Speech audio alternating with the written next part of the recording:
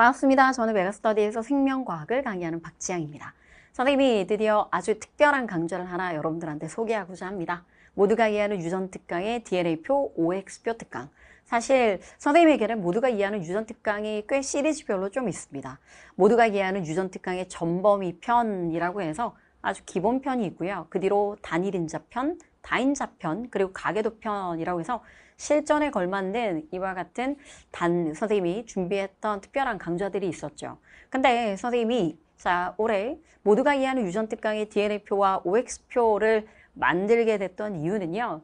25학년도 수능이 아주 결정적이었다라고 생각을 하시면 돼요. 물론 이 부분에 대해서 만들어 달라고 했던 학생들도 꽤 있긴 했는데 선생님 다른 강좌 안에서도 열심히 잘 풀이를 해놨었거든요. 그래서 특별하게 하나 더 만들 필요가 있을까라고 고민을 했는데 25학년도 수능의 정답률을 보면서 더 이상 늦추지 말아야 되겠다라고 해서 여러분들이 충분히 이 강좌를 통해서 이 파트를 완벽하게 이렇게 정복할 수 있는 이런 형태의 특별한 강좌 만들었습니다.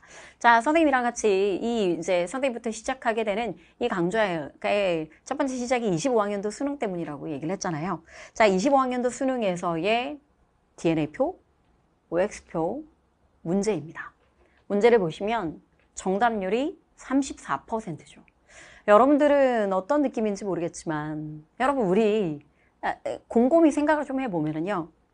이전에도 분명히 DNA표나 OX표라고 얘기하는 이와 같은 형태의 문제가 있었습니다만 이 정답률이 30%라고 하는 이 벽을 뚫지는 않았어요. 예를 들어 정답률이 50이라던가 48%라던가 어찌 보면 현역 학생들에게는 좀 어려울 수 있지만 N수 학생들은 이런 문제는 좀 이제 적당하게 많이 풀어봐서 가볍게 풀 수 있는 그런 형태의 문제들이 보통 출제가 되었는데 25학년도 수능 문제에서 정답률이 30%. 여러분 정답률이 30%라고 하는 말은 다르게 생각을 해보면 원래 30%는 특히나 수능에서요. 수능에서 정답률이 30%는 원래 유전병이나 가계도 아니면 단일인자와 다인자라고 얘기하는 이 부분이 좀 더 어려워지면 그들이 차지하는 정답률의 포지션이었는데 이렇게 DNA표나 OX표에서도 정답률이 34%라고 얘기하는 건 이래도 된다라고 하는 걸 평가원이 허락했다는 거잖아요. 문제를 배열하고 난이도로 조절하고 이 과정 가운데 이 문제 좀 어려울 수 있지 않을까요? 정답률이 더 떨어질 수 있지 않을까요? 라고 얘기를 해도 그래도 이제부터는 얘도 이제 이 정도 어려워도 된다라고 하는 이게 암묵적으로 모두에게 모든 평가원에 있는 많은 출제진들이 같이 공감하던 바이다라고 하는 게 우리는 주목해야 되는 부분이라고 생각을 합니다. 왜냐하면 사실 EBS 문제는 수능 특강이나 수능 완성에서는요. 얘보다 훨씬 더 어려웠어요. 얘보다 훨씬 더 어려웠는데 제가 수능 특강이랑 수능 완성 문제를 풀면서도 EBS를 보면서 트렌드 분석을 좀 할 때 지금 DNA표나 OX표가 어렵긴 하지만 근데 이렇게 어렵게 나오기에는 수능에서의 그들이 차지하고 있는 포지션이 있어서 여러분들도 알다시피 5단원 문제가 정답률이 10%, 20% 나오는 그런 형태로 나오진 않잖아요. 각자 문제마다 자기의 포지션들이 있는데 DNA표나 OX표는 가지고 있던 포지션이 있었는데도 불구하고 EBS 문제 안에서 계속적으로 난이도가 높아지고 있는 거예요. 근데 설마 이 정도의 문제 수준으로 나올까라고 생각을 했는데 눈앞에 보이는 것처럼 25학년도 수능 문제가 되면서 이 문제 자체가 많이 어렵든 쉬웠든 정답률 30%를 기록했다라고 하는 점입니다. 그래서 앞으로 우리의 수능에서는 이거보다 당연히 더 어렵게 출제되어도 이게 이상하지 않다라고 얘기를 하는 거죠. 그래서 선생님이 준비했던 이 문제는 사실 알고 보면 수능 문제 안에 기억하고 니은하고 디귿하고 리을의 핵상을 결정하고 DNA표 안에 DNA 합을 제대로 구사할 줄 알고 그 다음에 밑에 나와 있던 이 보기 지문 안에 진짜 여러 가지 있는 이 함정의 문구들 이런 걸 하나 끊어 읽어가면서 이런 여러분 예리함과 그 다음에 또 실력과 속도감과 이 모든 게 어우러져야지만이 수능장에서 실력 발휘할 수 있는 여러분들이 될 수 있다고 생각을 해요. 여러분들이 봤던 25학년도 수능 문제는 이랬는데 9월 평가원의 문제를 볼까요? 바로 딱 2달 전에 치렀던 문제 안에 기억하고 니은하고 디귿 리을입니다. 라지 A와 라지 B가 있고요. 그 다음에 주어져 있는 문제 눈으로 확인되죠. 심지어 기니디리 중에 여러분 기니디리 안에 large A, small a 대립 유전자 줬고요.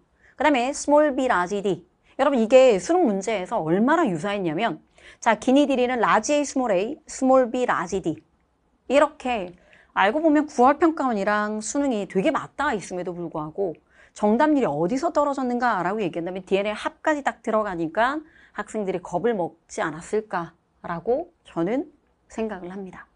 그래서 우리가 지금 이제부터는 이제 9월 평가원 치르고 난 다음에 그때 부랴부랴 준비하는 건 너무 마음이 불안하잖아요.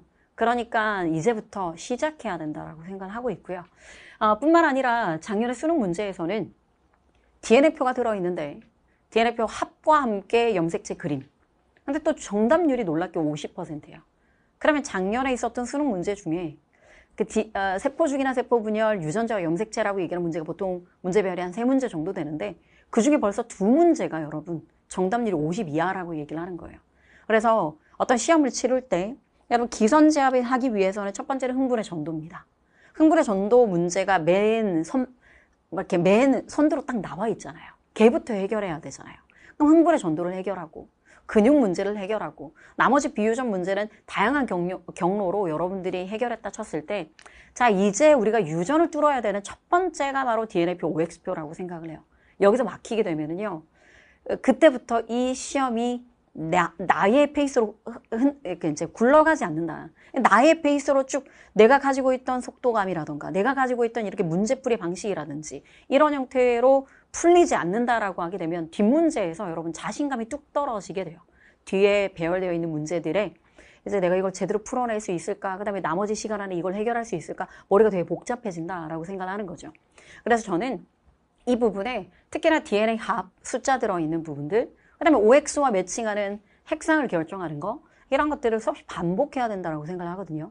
근데 이런 문제들이 이제 눈앞에 보면 우리의 6월 평가원, 26학년도 6월 평가원에도 등장을 했습니다. 문제 정답률은 44%, 학생들에 따라서는 이 문제가 가볍게 풀린 친구도 있고 힘들게 풀린 친구들도 있었겠지만 이 문제 배열이요. 자, 16번이라고 얘기한다면 나머지 문제, 유전 문제가 너무 어려웠을 거라서 이 16번이라고 얘기하는 DNA표, OX표를 건드릴 수밖에 없거든요. 이 단일인자, 다인자, 유전병, 가계도 그거 먼저 해결하고 얘를 해결하려고 맨 뒤로 빼지는 않아요. 얘를 맨 먼저 해결하고 나머지 어려웠던 킬러 유전의 문제를 손대려고 하기 때문에 이 문제에서 거침없이 해결했어야 되는 거고 시간을 단축했어야 되는 것이고 자신만의 난 이 문제를 어떻게 풀겠다라고 얘기하는 확고한 규칙이 있어야 된다라고 생각합니다.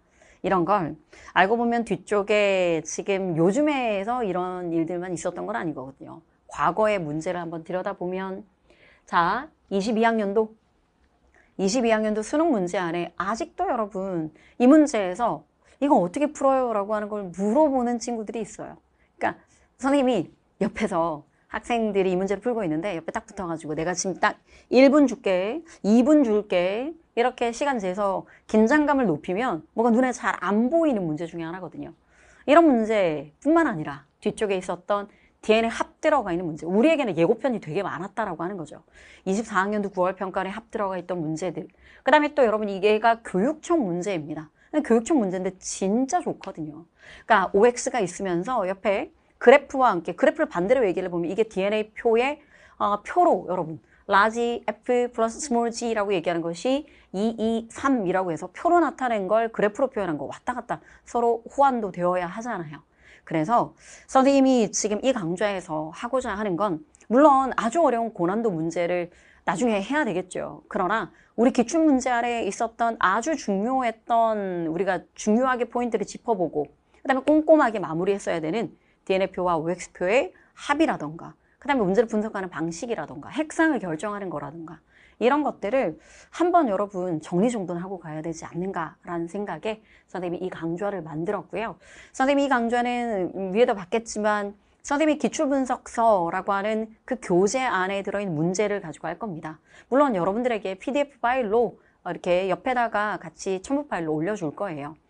PDF 파일로 첨부 파일로 올려주면 계속적으로 여러 번 풀어보셔도 되고 아니면 교재를 가지고 여러분들 중에 선생님 교재를 가지고 있는 친구들은 기출분석서를 들었다라고 얘기한다면 여기를 가지고 다시 한번 복습하셔도 되고, 아니면 이 강좌를 통해서 선생님을 만난 친구들이라고 한다면 요거 말고도 똑같이 기출분석서라고 하는 이 책을 가지고 유전병도 강의를 할 거기 때문에, 그렇게 모두가 이해하는 유전병에서도 똑같이 교재를 하기 때문에 그 교재를 구매해서 같이 공부하셔도 되고, 이렇게 다양한 방식으로 교재로 해도 되고 PDF로 해도 되고, 여러분 선생님이 어떻게든 여러분들이 공부를 열심히 할 수 있는 방법으로 최선을 다해서 강좌를 한번 만들어 보도록 할게요. 자, 선생님이 이제 야심차게 준비한 DNA표, OX표 특강이다 보니까 실망하지 않도록, 그리고 자신감을 듬뿍 가질 수 있도록 같이 한번 잘 공부 열심히 한번 해보도록 합시다. 여기까지 메가스터디에서 생명과학을 강의하는 박지향이었습니다.